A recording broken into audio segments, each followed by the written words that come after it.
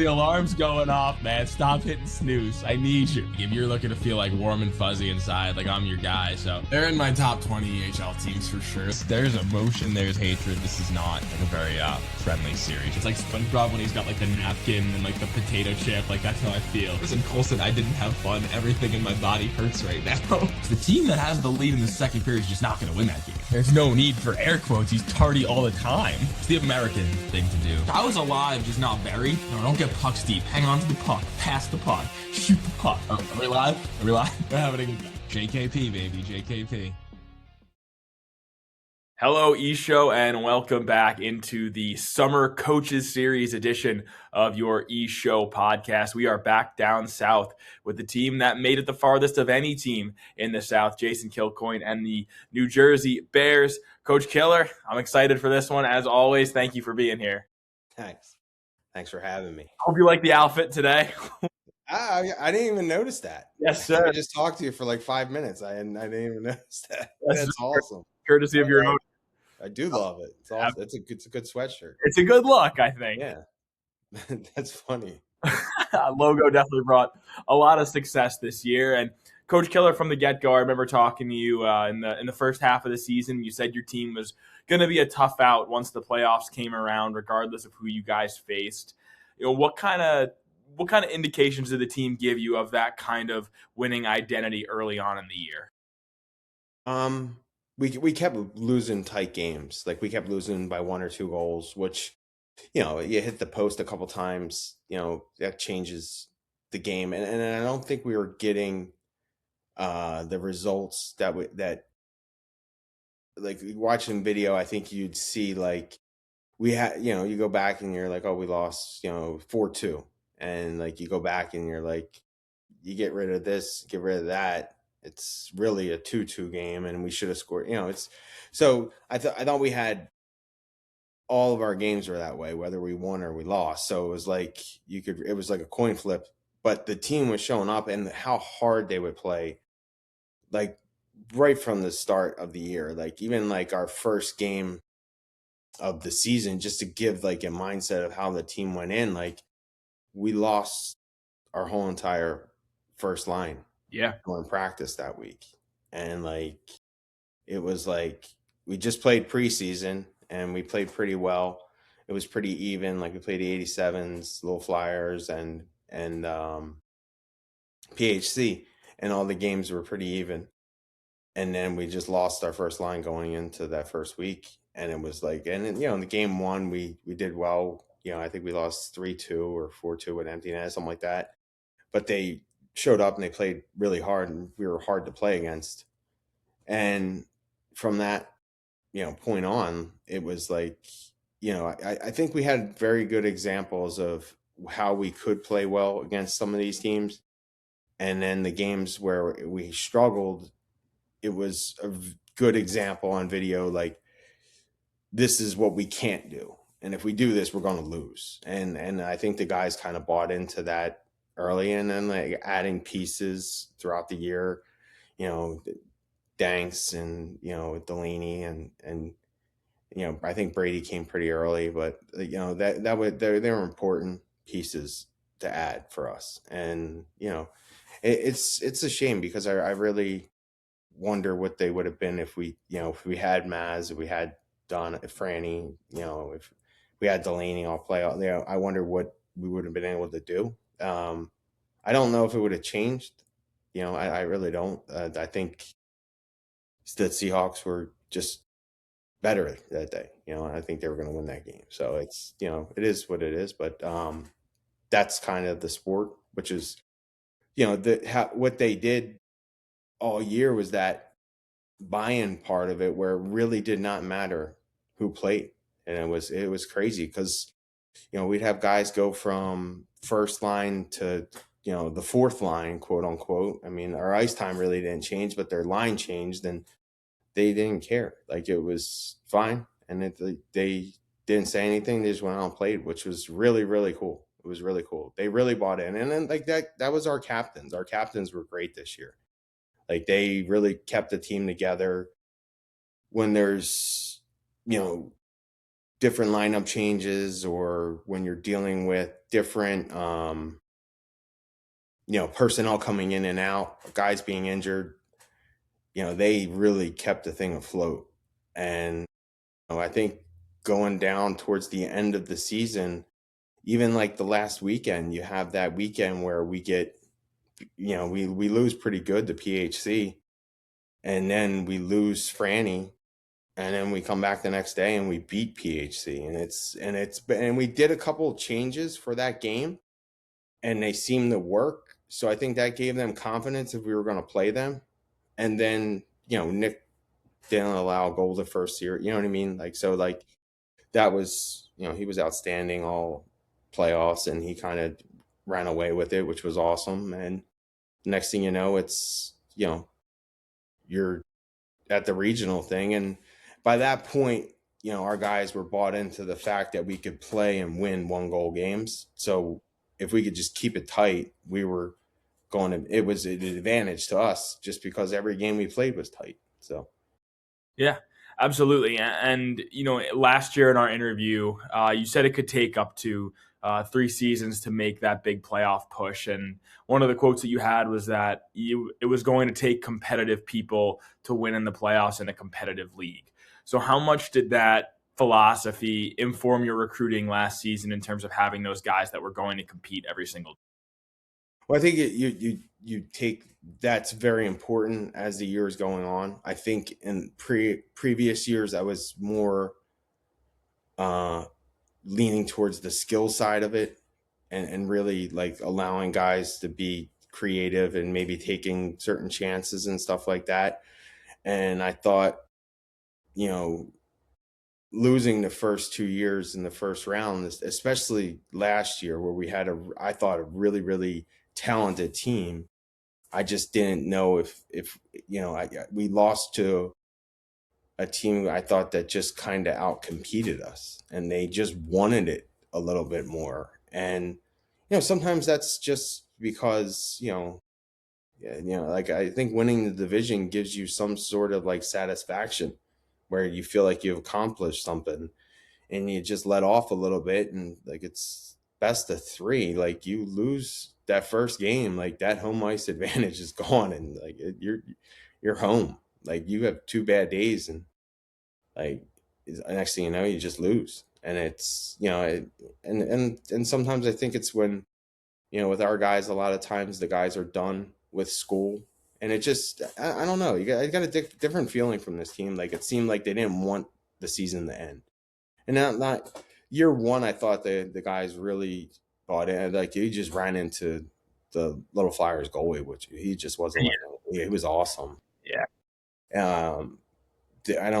We did everything we could to win. That team was pretty tight too.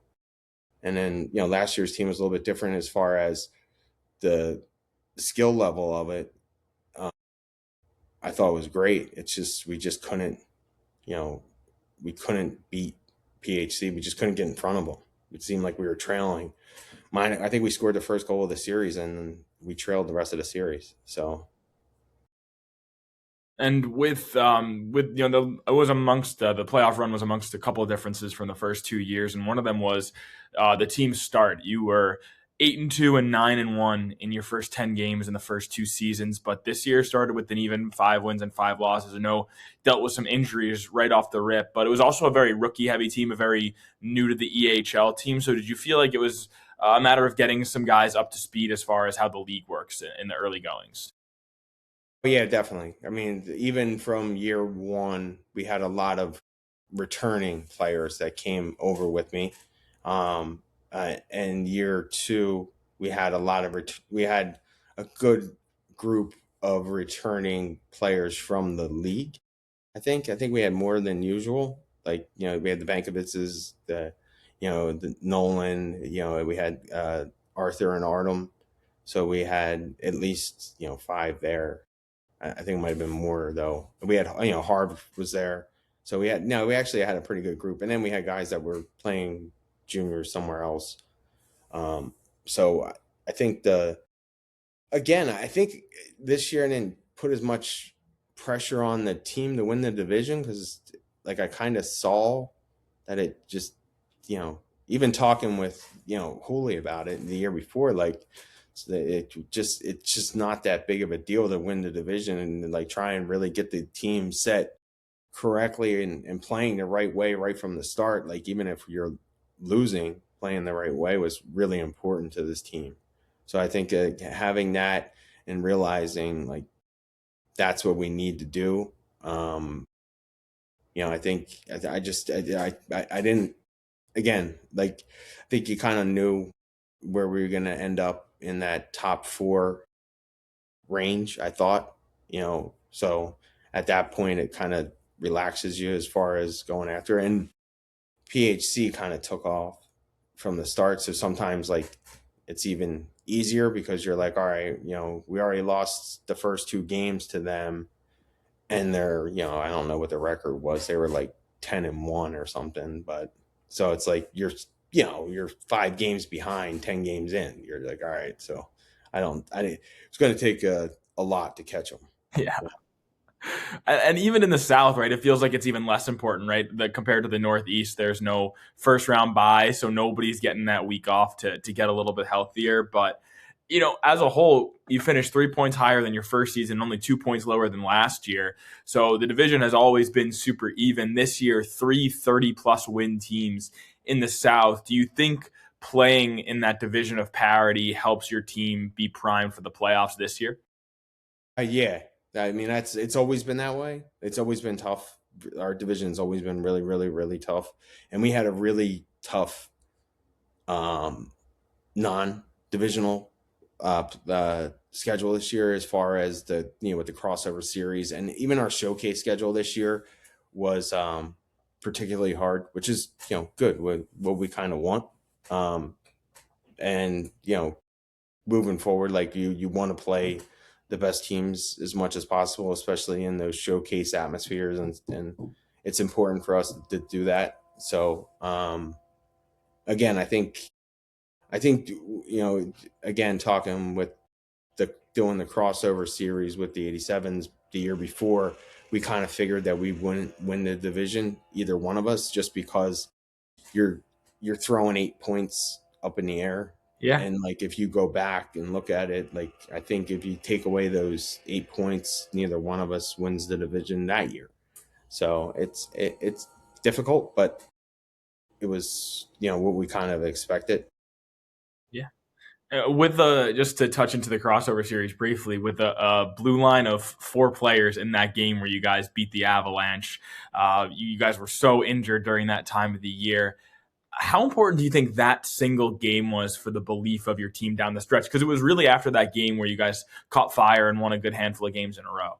Yeah, no, it was actually the game before too. Like, we lost the game before 2-0, but I thought we really outplayed Walpole. Yeah, They were really good shots. Yeah, and it was like, they scored early and their goalie was just unbelievable. But I really thought we played well. And then the next day we were shorthanded and we kept losing guys throughout the game, and they just kept like, and we came in the third period and I thought we were the better team. Like, you can beat them sometimes or catch them or, beat them in a shootout or something like that. But to outplay them is difficult, especially the day before. Like, they looked really good in the 87s game. So it was like, I think our guys saw that. And again, it's that,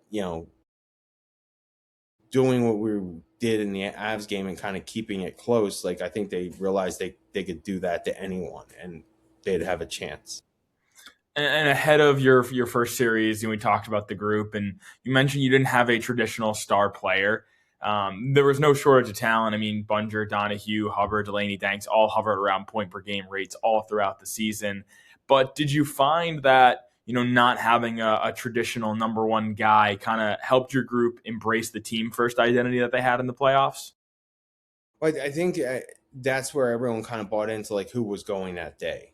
You know what I mean? Like whoever, there was shifts in the series where guys played, even from the 87 series to the PHC series, where lines even shifted, where guys really started taking more ice time than other guys. But that was, in a game by game situation. Like, that wasn't something that we did every going into it, like, oh, these three guys are going to go, these guys were not going to play as much, or it was like we're going to roll 12 until we can't roll 12, and then we're going to come down off of it. So like I think everyone, and that kind of makes guys relax too. I mean, when you're going to play, you're not worried so much about making that one mistake. You're just worried about not making the next one. Yeah. So 100%. And just as far as getting some of the guys on the team go, Danks was maybe your closest to being that star status. The amount of goals he had from the blue line, closed in on 20 goals when the season was all said and done. But as a whole, your blue line, you got a ton of production, a few 20-point guys on the back end. So do you think it was more the styles of the individual defensemen, or was your overall style of play from the Bears team kind of enhancing their ability to produce from the blue? I think we realized our D was probably the strongest part of the team. And we were going to need offense from our defensemen. And Danks and Garrett, they did great with that. Malley, even James, it was really steady. Chris, Ryan, and Mom, we had 7 legitimate D that could play and produce. And I think just being able to possess the puck in a lot of the systems that are used in our league are pressure based, so being able to stretch that pressure out and use your point, it really does stretch guys out and it makes guys skate more. And when you're dumping the puck in and it's just coming out, breaking out, you're breaking out, and it just frustrates the forecheck, and then eventually they stop forechecking so hard. So I think that's what really helped us there. Yeah. I mean, in the playoffs, it looked like you guys were just frustrating teams and suffocating teams. But the additions you guys made as a whole, Danks was one of them. But the Mum brothers, Luke Delaney, we mentioned earlier, he ended up being a point per game guy in the second half of the season.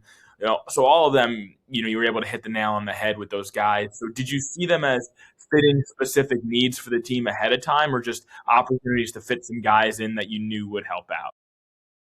That was the question? The guys that we added? Yeah, did you see them fitting anything specific that your roster needed at the time, or was it just a matter of adding guys that you knew would fit in and add some punch?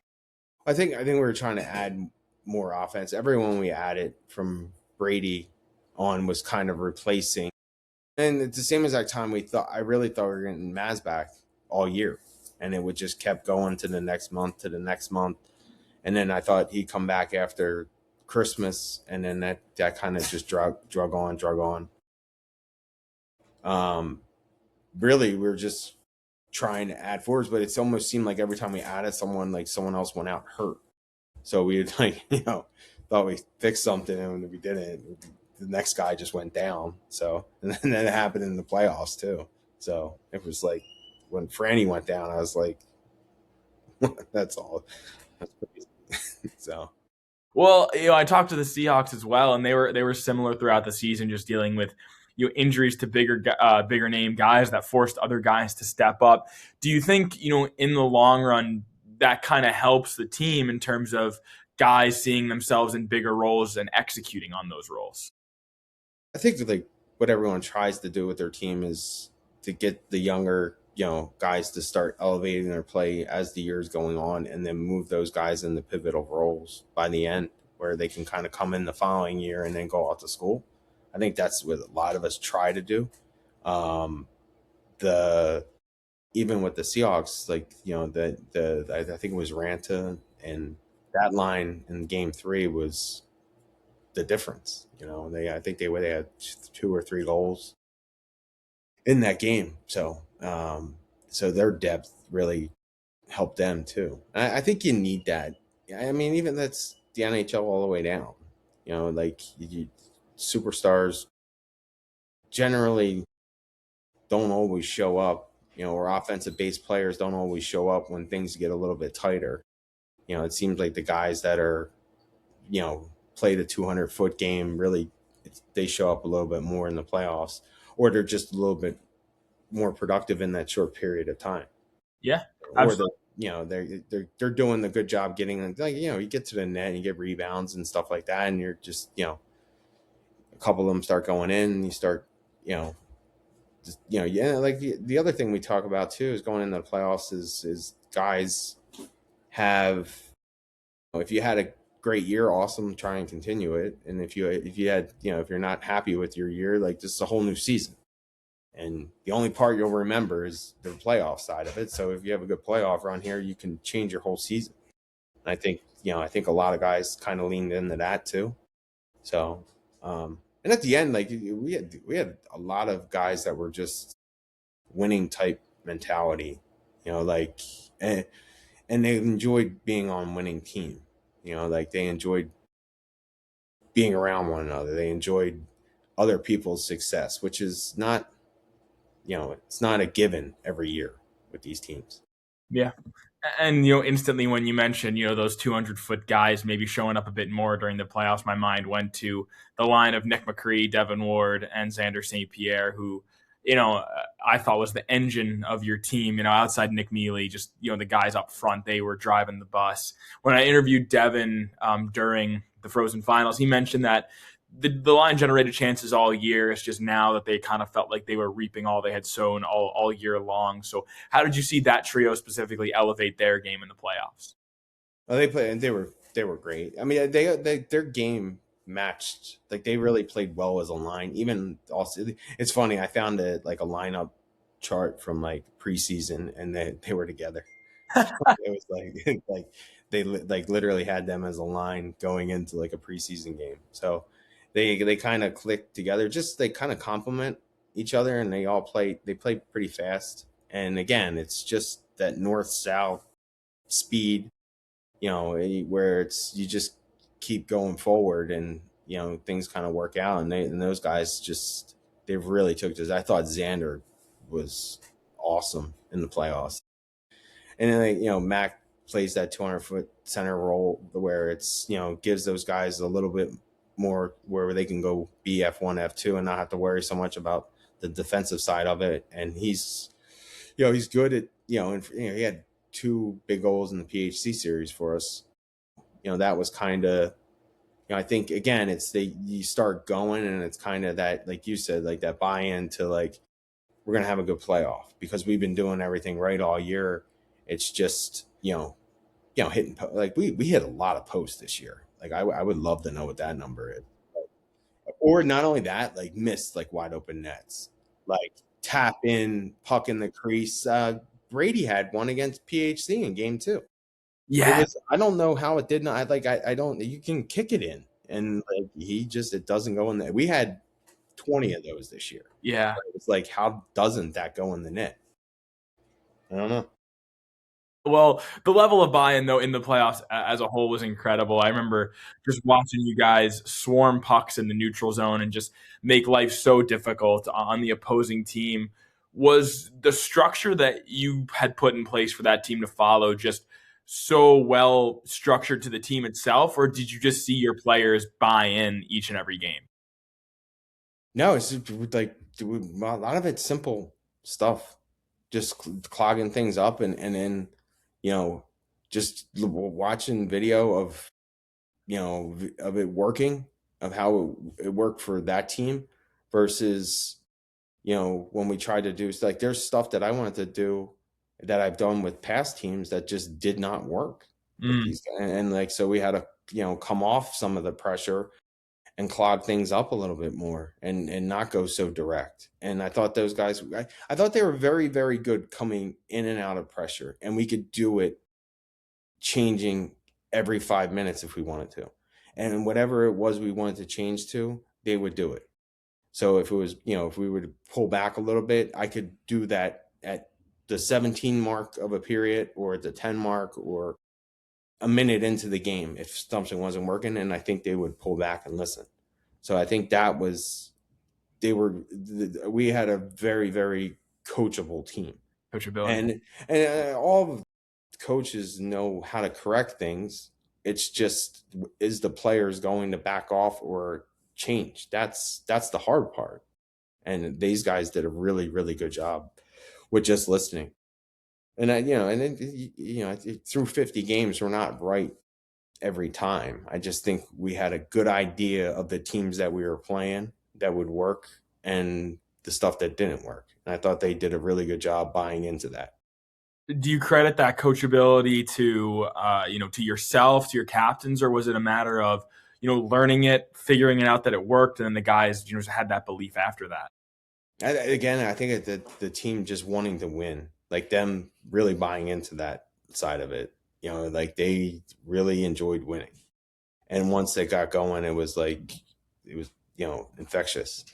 Yeah, I think in the postseason, it'd be fair to say that Alexander gives him a run for his money, but maybe Nick Mealy was the MVP in the postseason for you guys.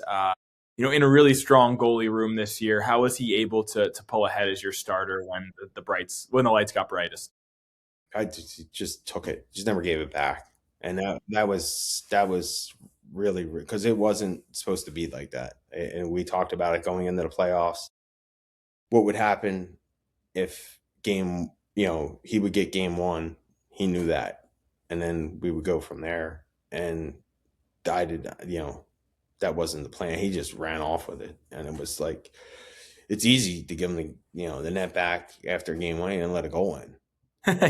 Easy to put him in game two because he didn't let it go, and then he didn't let it go in again.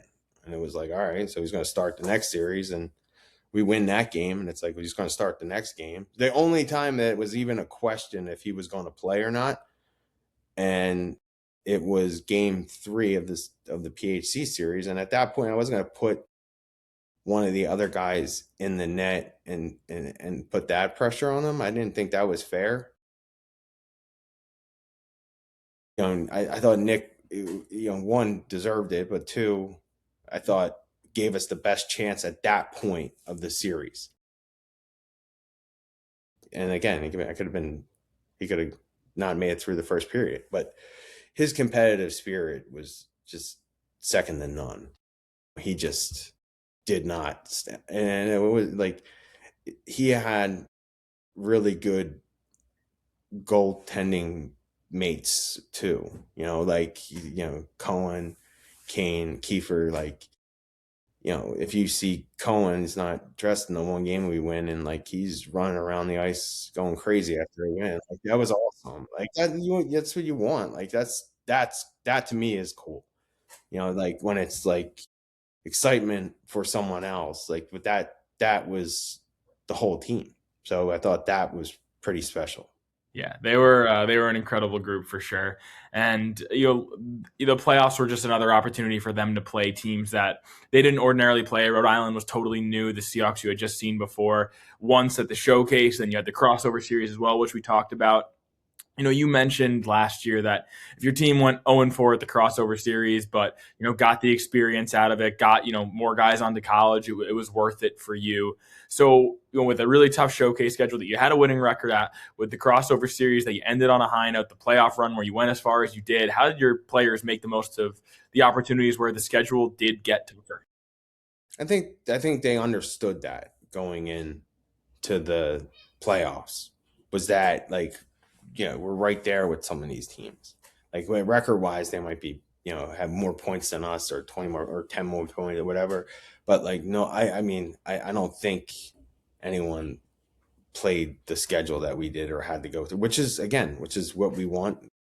It's not like we had a bad luck or anything. We set it up that way, so we kind of knew it, and we did not do well in the crossover games. And some of the games we lost a lot of those games, but sometimes losing, in years past, we sneak past some of those teams, and you realize that you snuck past them and you don't learn from it, and then you get to a series and you get punched in the face, and it's like, gonna be in trouble now. So, and then like I said, that 2-game series, that the home ice goes away real fast, and it's yeah. Like I said, but it is cool winning the division. It is just something PHC had an amazing year. They had a really good team, and that was great. The 87s had a great year. Little Flyers had a great year. So I mean, all of those teams played well. So it's not. I think we wind up splitting with the Little Flyers too. I think they beat us half the times we played them. So we didn't match up that great with the Little Flyer team. Yeah, that's just the nature of the South for sure. And I think Mark does pretty good against us. Oh yeah, Mark. I mean, he's an coach. I think 2 years ago we did really well against them, but I think last year in year one it was like it's even. So yeah, a lot of time games, a lot of overtime games. Yeah, and they catch us like they play us pretty well. So. And as far as the upcoming season goes, we know you have a future All-Star coming back in Oliver Bunger. Future All-Star, yeah. Oh yeah, I think we can use Mark King for. He's awesome. He's like he plays the right way. Yeah, he's gonna be. Him and Ryan are gonna kind of set the tone. I think like talking with them like leadership wise. I think Ryan and Oliver have like the awesome qualities that like. And I think they saw that too, like even talking with Ryan, because he's still, he's from New Jersey. Talking with him in person, like, seeing what James and Garrett and Mike and Xander, what they did going into the season, like knowing what works and doesn't work. And that's not an easy task because it's not like, used to be where, you can rule with, like an iron fist. Like you can't do that. You got to kind of be more inclusive with everyone. That's hard because you have 20 different, different types of people, and everyone's looking for, we have people from other countries. So it's like people are, have different ways of going about how they, how they conduct themselves or live their lives or whatever. And then you got to try and get everyone to kind of buy in. I thought the captains did a really good job making sure that when we were, at the rink in a game, like everything else kind of went away, which is hard, especially nowadays with all this, different stuff, distractions and stuff like that. Like it's hard, but I think them seeing that and going through it, hopefully they have just as much success because, I depend heavily on them.